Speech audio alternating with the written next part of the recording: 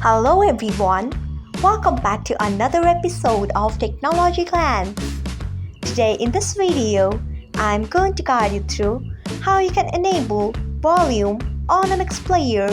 So let's get started. Firstly, open MX Player app in your device. Then tap on your profile icon if you haven't. Next tap on settings. After that, tap on player. Next tap on controls. Then you can see the option of volume. Click on it by tapping on it. So, this is how you can enable volume on MX Player. Thanks for watching.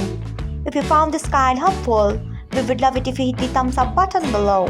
We upload great new tech tutorials like this one every day. So, do not forget to subscribe to our channel and hit the bell icon so that you'll never miss another update.